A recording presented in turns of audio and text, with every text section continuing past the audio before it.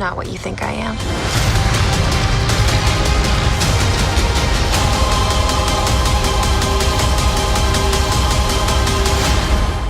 Hey, welcome back to Bandwagon fans. This is Jeff. And I'm Jason. And we are going to be talking about Captain Marvel, 2019's first real blockbuster and one of my most anticipated movies of the year.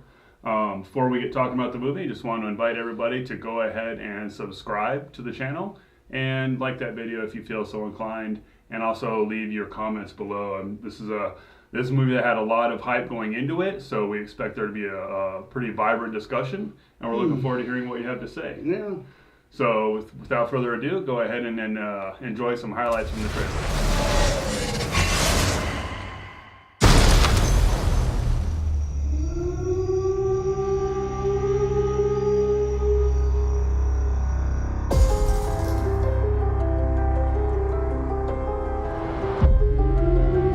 War is a universal language. And I know a renegade soldier when I see one. Never occurred to me that one might come from above.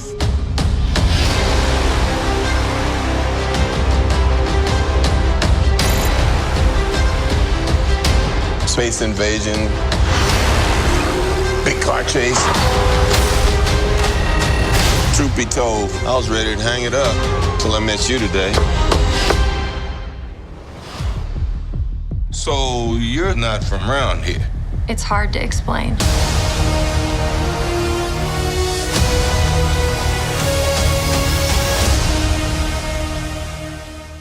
All right, so Captain Marvel, overall impressions. Well, you know what? I wasn't bored. Yeah. You know, I wasn't bored. But this movie, and I'm not just saying it because it takes place then. This movie really struck me as a 20-year-old movie. Yeah. So you know, it's like I was kind of sitting in the 90s. So I'm going to put a pin in that because I do kind of want to come back. So this is Captain Marvel. This is starring Brie Larson, Samuel L. Jackson, Ben Mendelsohn. Yeah, which is great. Always Ben great. Mendelsohn, and great. I'm blanking on the other guy, Annette Bening and Jude Law. And Jude Law are there's a few other people. Clark Gregg is in there as Agent Coulson. But this is really the origin story for Captain Marvel, who in the comics over the last 15 years has become one of the strongest characters. Well, I mean, they kind of did a reboot on Carol about 10 years ago. Kind of like with the second Civil War. Yeah, and they made her Captain. They made her Captain Marvel. Before that, everybody knows she was Miss Marvel. Well, for not years. everybody knows that, but the comic guys out there are aware that this is Carol Danvers. This was Miss Marvel, member of the Avengers team, former Air Force pilot. Yeah. And she gets her powers. In the comic book, she got her powers from a male Marvel. Right. But in this. So and Marvel was in the comics and in this movie was a Kree. So this is the origin story of Carol Danvers, Captain Marvel. Yeah. But the big picture is there's an intergalactic war between the Kree and the Skrull, and that's very familiar Kree. for the comic book geeks out there watching this. There was an event years ago, the Kree-Skrull War. And for movie fans, the Kree appeared in Guardians of the Galaxy with Ronan the Avenger. No, not Ronan the Avenger, Ronan the Accuser. Yeah. And so we've been introduced to the Kree before, and now this movie is set, I think, in 93 or 94. It was 95. It was 95. The way I placed that was because there was a scene in here that he said 6 years ago in 89. Okay, all right. And I also, I don't want to give it away. Well, okay, so anytime there's a historical movie like this, there's a lot of member berries. Yeah. And me personally, the Stanley cameo was one of those, which was funny, and I'm not going to give it away. But knowing that I thought it was a couple years earlier than that, but now that makes sense because there's one scene where she's wearing a Guns N' Roses t-shirt and there was a Guns N' Roses ticket, and that was going to bug the crap out of me because I was like, at the time where that would have taken place, Guns N' Roses was not big yet. But if it's an 89, they hit. You know, so, they were. All right. So, anyways, so this is, it takes place in 89, and this is So it takes place in 95. 95. Sorry. But they definitely make you know this. Yeah. Now, if you're a big, I'm kind of a big guy, I'm a big guy. We both are. But I'm really big on when a movie gets nostalgia, the placing of things. I really like to point that out. You know, Goldberg's is all over the place, and we all know that. But this movie was really good at really having 95 things in it. There's maybe a couple of things where I'm like, no, that happened maybe a year or two later. But this movie did a good job on placing the movie in 95. Yeah, with the, in the trailer you see the blockbuster introduction. Oh, definitely. And you see the thing, the Standee of True Lies, that came out on video in 95. Yeah, that's funny. Now, I wanted to start talking about some of the things we liked about the movie, but you already mentioned one thing that kind of. Well, I mean, it's all the thing. If you're a fan of those movies, sci-fi really wasn't big in the 90s. It kind of had like a resurgence in the late 90s with Men in Black. But before that, you had movies like, when I'm talking about 90s comic book movies in particular, that's what this felt. This felt like you're back in the 90s and they're like, let's make a Captain Marvel movie if that character existed back then. Yeah. Because this movie felt like the comic book movies back then. Your Judge Dredd, your Phantom, you're the Shadow. That's what this movie felt. A lot of like action, a lot of music, a lot of like, going back and forth, the comedy bits. And very little character development. Exactly. It's just all like I thought Stallone was going to show up. Why not? He's already been established. Right. That would have been great. Yeah. He didn't though. There we go. I'm not giving anything away with that. But very much, and the music. I went over, we saw this with a friend of his, and I just went really quick. I'm like, I feel like I'm watching MTV. Yeah. You know what I mean? Yeah. Not a bad thing. It's like I'm a fan of those movies, so I can take it with a grain like that, where it's like, I can still sit and I can enjoy the Judge Dredds and the Shadows and stuff. Well, I was a fan of those movies back then. The 90s, but I took them for what they were. The 90s was the absolute worst decade for movies. For comic book movies. No, just period. For period. Sci-fi. I mean, yeah. The biggest movies of the 90s were stuff that I absolutely hate. The Rock, Face Off, Twister. Sure. I hate those environment or big disaster films. So to model your movie off of that, to model your movie off of that time period is kind of problematic. But overall, I walked out of this movie. I walked out of Captain Marvel loving it. I mean, all the taint this movie has going into it. I've been up to speed with everything. Yeah. No matter what's being said outside of this movie is very much just a simple popcorn movie. It is. This movie has no politics. There's no, do you understand what I'm trying to say? So there's subtle, but nothing, real subtle. There's nothing major at all. That being said, I'm blanking on her name. Rambo? No, Grace. Grace. She does the Beyond the Trailers videos. Oh, I'm sorry. You're talking about a reviewer. So, and I'm sorry. I'm forgetting her first name. But she mentioned, she did a whole video where she talked about the feminist angle of. So one disclaimer. I don't watch movie reviews now until we record or I record my review. Sure. This movie but it was hard to stay away from the news. This movie was an exception. I watched every review I started going into it. I tried to still stay free of the early reviews, but you couldn't get away from everything going into this movie. Yeah, and so for those of you that aren't familiar with what was going into this is the first. And we're going to get into this more on our spoiler review when our friend Chris is with us. But there was a lot of politics, about a lot of gender politics going into this movie that for some people has tainted it. For others they're just fine with it. And we'll definitely get into that more when Chris is here. but I had anxiety. I love the MCU movies, and I know how important Captain Marvel is going to be going into Phase 4. So I personally needed this movie to be good, and it. I guess Disney needs it to be good too, because you've heard of that rumor of them filming another ending to Avengers if this doesn't do good. No, so but anyway, that being said, there's a lot of there was a lot riding on this movie as far as the studios were concerned, I suppose. But I don't see this movie failing. Yeah, it's. I mean, the reaction we had in the theater there when we saw it, people tended to love it. Yeah, the cat's over. Yeah, so leaving the movie, I loved it. There's some areas, particularly in the second act, where it drags, and I'm gonna have a hard time watching it a second, third, fourth time because of that second act. But the first act and the third act were so strong. Was she reconnected with her friend on Earth? Yeah, I know. So it was almost there's one scene in particular where it's kind of like the Avengers Age of Ultron farmhouse scene. I've seen that. And I do love that scene. But in Captain Marvel, because that gave you something about Hawkeye you were missing. It gave you something about all the characters. Sure. But in this movie, that part dragged out too long.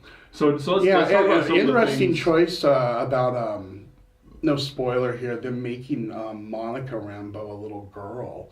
Who comic book fans again out there, you'll know Monica Rambeau was actually the first Captain Marvel. Very weird. I caught that the little girl's name was Monica, but I didn't realize that the mother's name wasn't Rambeau, Monica. right? Or that was was Maria Rambeau. Rambeau, yeah. You're right. So Rambeau. you're right. So the little girl is Monica Rambeau, and that was the first Does she Captain become Marvel. binary? You know what? In the comic books, I'm not too familiar with the origin. So I don't know the original Captain Marvel's origin. This was back when Carol was still missed. Right, but I know Monica Rambeau becomes another superhero. But anyways, that's not. Now she's just Monica. Yeah. She's no longer Captain Marvel. She's part of like A-Force, I think. But anyway, that's not about this movie. So all right, so some things that I really liked about this movie. Now, like I did watch a lot of reviews, and a lot of people weren't high on Brie Larson. I really did enjoy her performance. I honestly just feel like there was nothing that stood out about it. So, and for me, the entry point is, and we're going to talk about this more in the spoiler review when we start talking about the Mary Sue aspects of it. Oh, okay. Well, I mean, the thing is it showed a lot of fault as a normal human, right? And then obviously you get godlike powers in your. Yeah. It's the argument I have with Alita. Okay, yeah, Alita's gonna be perfect, but fuck, she's designed to be perfect. It's just the Mary Sue thing. I don't know. It's kind of like you have your Rey argument about that, but then I don't really know if you can have that argument about people that have power. Yeah. Of course you're gonna be that way. So, but I mean, I went into this expecting it to be like Captain America, the first Avenger. Okay. Which I love Captain America. I love that character. I love that character in the MCU, but the first Avenger is the weakest of his movies. I honestly was going into this really kind of feeling it was going to be more of a like 90s take on the Judge Dredd or something. Yeah. You had a force fighting with another force. She doesn't know her identity, and she realizes it throughout the movie. And then there's the red herring, and it played out like your paint by numbers science fiction film. So performances though, but what did you think about her performance though? You said there wasn't really much. Well, there. I mean, the people saying she doesn't smile enough in the press photos and stuff. I guess whatever that is, but thing is. There's nothing that stood out about Brie Larson to me. Brie Larson. I feel this part could have been played by many different actresses, probably. One thing Brie Larson has nailed down is the sideways glance, and that popped up a lot in the movie. I mean, and she does that. She does that really. And a lot of the dialogue was cringy. Have you seen The Room? It was 90s like cringy. No, I have not. Okay, so I mean, I've seen Kong. And then how much of a Scott Pilgrim fan I am. Yeah. But that's really the only familiarity I am to Brie Larson. So for me, I know her from, I can't remember if it's The Room or Room. I think it's Room. I think it's Room. I think it's just Room, yeah. And She gives in the movie Room. She gives her son a lot of looks, and it's a really endearing quality. And you see that a lot in this, particularly when she's doing the buddy cop thing with the road trip kind of segment with. Yeah, I just feel her scenes where she's a superhero and she's delivering her puns and she's being badass. You know. Yeah, I appreciate it didn't stand out to me. But I have nothing. But again, I have nothing bad to say about it either. Right. I don't have anything bad to say about a single performance in this movie. There wasn't a bad dialogue was corny, and the approach to the movie was dated.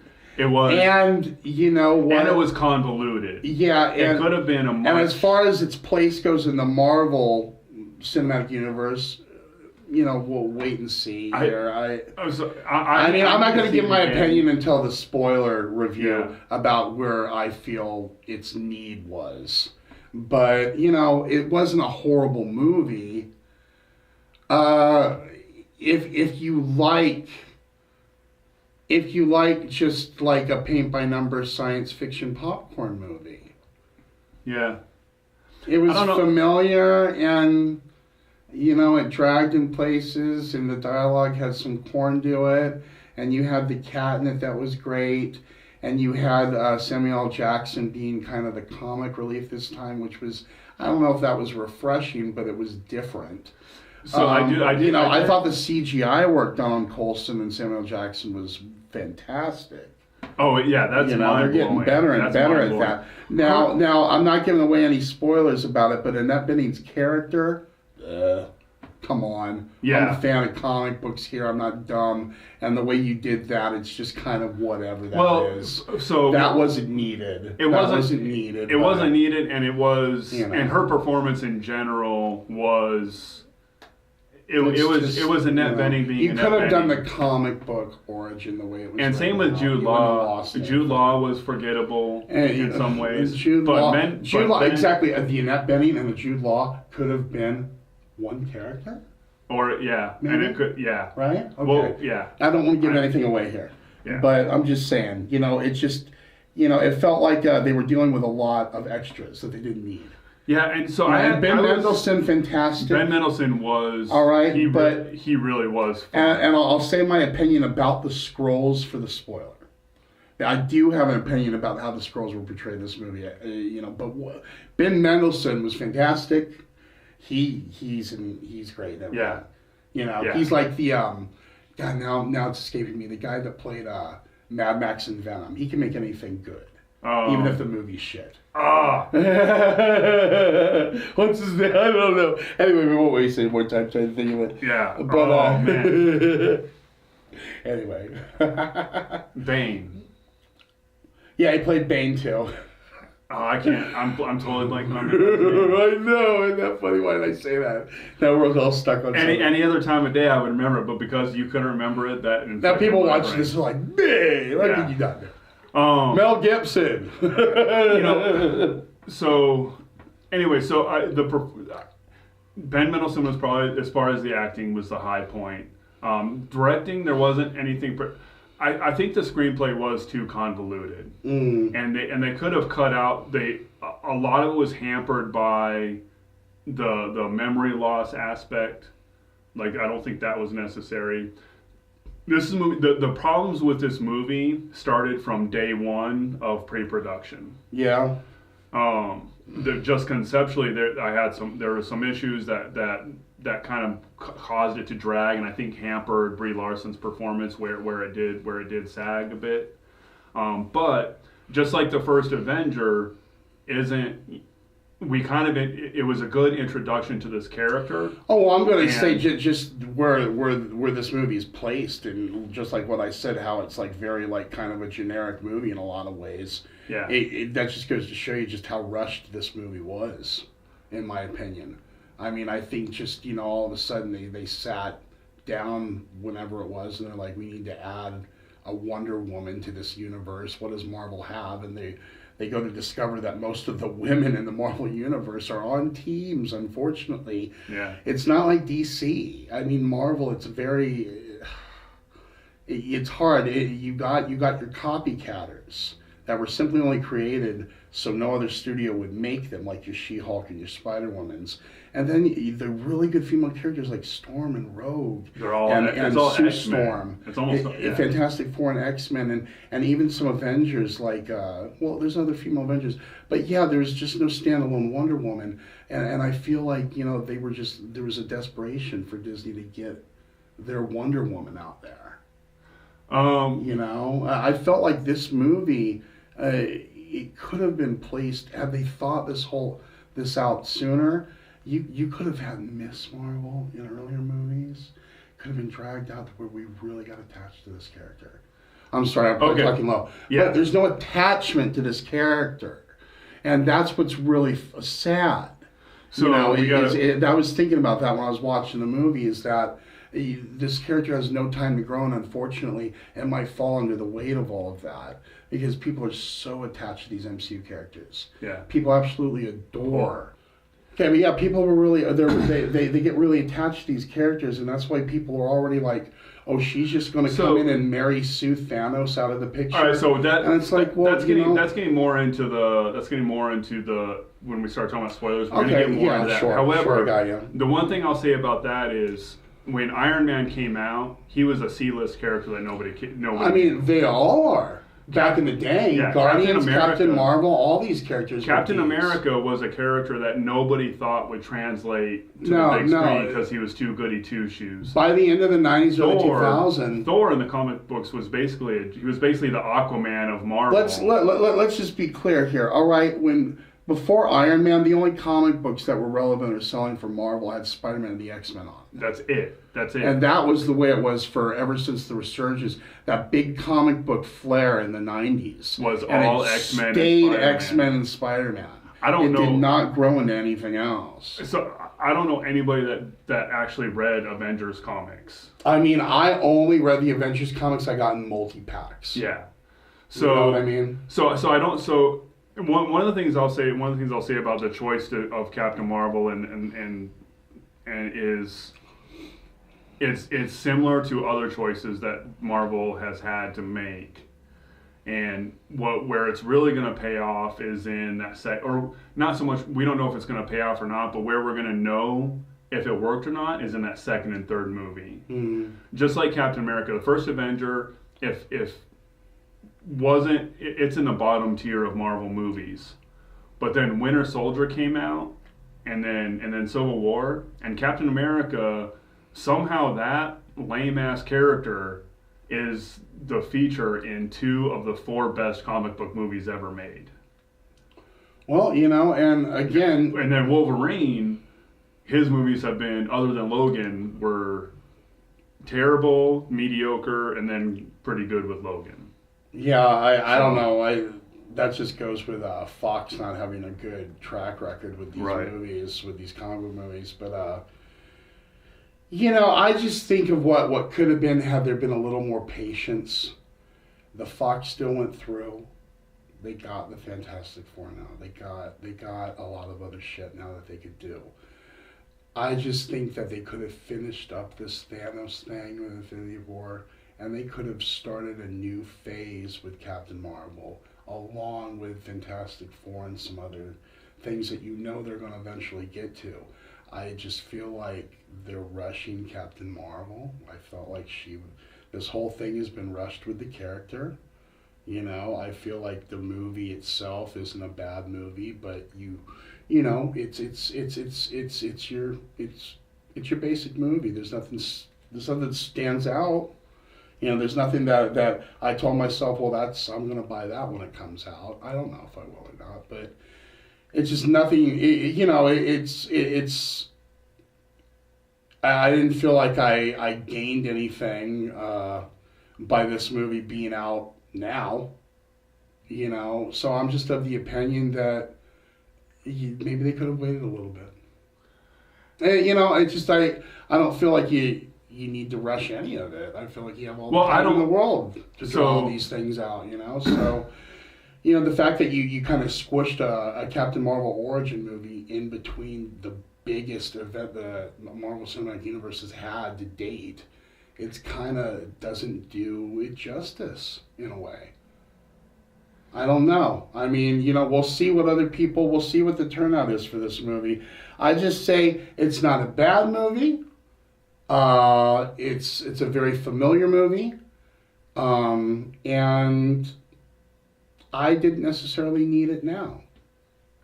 Yeah, so I'm not against the movie. It's just, you know what I mean? I felt like maybe its place in this whole cinematic universe could have been somewhere else. And I would say that about Ant-Man and the Wasp. And I never have seen it. And that is the only MCU movie to date I haven't seen. So. And it was unfortunately forgettable. However, what I will say about Captain Marvel is, other than some parts that dragged, a convoluted story, and a couple elements that probably should have just been left out, the movie ended on a high note, and I was pumped up I was really pumped up at the end of the movie, and it's. I think the best comparison for this movie is with the Phase 1 MCU movies. Oh, definitely. If you rewatch this movie at home, I think it will fit better in chronological order. It'll fit watch better, your first Avenger first, watch this one Captain second. Marvel, then Iron Man. Yeah, totally. It fits in with those movies, which is. I think that's kind of getting to my point too, where once you have this on home video. It's both a strength of the movie and a detriment. Yeah. Well, one thing the MCU did in Phase 3 is, other than Doctor Strange, which really was its own standalone origin movie. Yeah. Other characters they introduced in other movies. Films like Black Panther. So Black Panther and Spider-Man were introduced in Civil War, right. And that really helped you. Like, origin stories are kind of a bore at this point. Like, we don't care. Especially when I'm telling you, this is the most anticipated movie to date is the new Avengers movie. Yeah. Now, see, in hindsight now having watched the movie and just based on what I had said there, once you do get it on home video, I feel its place is more in with Phase 1. Yeah. It feels like a Phase 1 movie, and that's unfortunate. But now you're saying it feels rushed. But I get what you're saying, but it also kind of feels like it's delayed, like it should have been. Yeah, I mean, it was rushed, but it really should have been done 6 or 7 years ago. Right. I feel it was rushed in the way that they could have given it a lot more thought. They should have established everything they had going. Dude, they have the Krees and the Skrulls. That's a big thing. That's a very big thing in the comic books. It's just, it was kind of... Yeah. And then, again, not really wanting to talk about it. This is in... The Krees and the Skrulls just...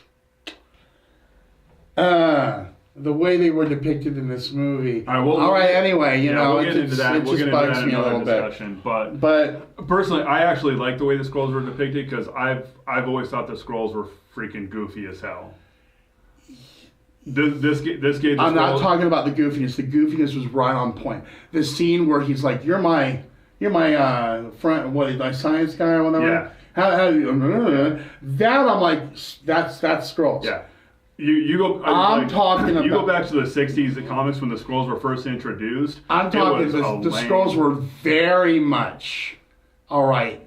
That. Yeah. Just derfs. Yeah. All right. Derfs. And they needed the Super Skrull, which obviously they couldn't have in this movie because of the Fantastic Four copyright issues. But again. Yeah. There's other elements of the Skrulls that they have in this movie that were just kind of sappy. I'm going to make one prediction. When it's you, me, and Chris doing the spoiler review, I'm going to be the relay man between guy who knows the comics and guy who doesn't know the comics, and guy who's really big on the politics stuff and guy who isn't as care about that. Yeah, I don't care. And I'm going to be at that intersection of talking about both things. But anyways. Sure. We need to kind of wrap this up. But no short hair either. So maybe they're saving that for Avengers. I'm cool with it. Brie Larson is not going to cut her hair for this. I thought her tushy looked okay. Oh, come on. I heard there was a butt double in all this. Did you hear that? Did you hear that rumor? No, I didn't. Oh, you didn't? No. That was a rumor going around. They had a butt stand. And I don't trust. I wouldn't trust any rumor that comes out about this movie because of the number of people that are trying to sabotage the movie. Yeah. So and at the end of the day, these are just movies. Thank you. These are just movies. They're meaningful. Obviously we do this for a reason, but they are just movies, and too many people are wrapped up. I don't even want to get into it. Believe me, when Chris is here, we're gonna get into it. So, but go to Alita and go to this movie. I mean, don't choose one or the other. Just go to all of them. They're all, I mean, the thing is sci-fi movies have really started to go back to the way of popcorn. Yeah. I mean, Ready Player One was a good popcorn joint, right? Yeah. I mean, Thor Ragnarok was popcorn. Oh, Thor Ragnarok. So you're getting a lot of good sci-fi that you don't have to necessarily think too hard about, but yet it's satisfying, right? Yeah. Anyways, we've been we're starting to just ramble and go back and forth. So okay. I mean, overall, if you're an MCU fan, you're gonna go watch this. The question is it worth seeing 2 or 3 times? I think my second viewing of this movie will be on home video, watching it in chronological order. For the third act, it's worth watching again for me. The second act is going to get painful. Once I did nothing wrong with it. The third act was gave you sci-fi. It was action. fun. It was fun. You know what I mean? It was fun. And the cat's highlights were in the third act. The cat gave me the single biggest belly laugh that I've had in an MCU movie. And of course, really just to let you 90s fans know out there, they do have Just a Girl playing in the background. Yeah. I knew it. I said to myself, oh, they're saving Just a Girl for the fight scene. Oh, they did. Yeah. So, anyways, we are going to be doing, it'll come out in about 24 hours or so, but we will be doing a spoiler discussion. It'll be a 3-person group for that. Yeah, sure. So, but anyways, I recommend it. Definitely go see it once, probably twice, and kind of a more lukewarm. Reaction. I mean, it's kind of, yeah. Doesn't suck. Doesn't suck. Yeah, that's a pretty rousing endorsement. Anyway, so thanks for watching. Once again, I'm Jeff. Jason. Get on the bandwagon. Happy trails.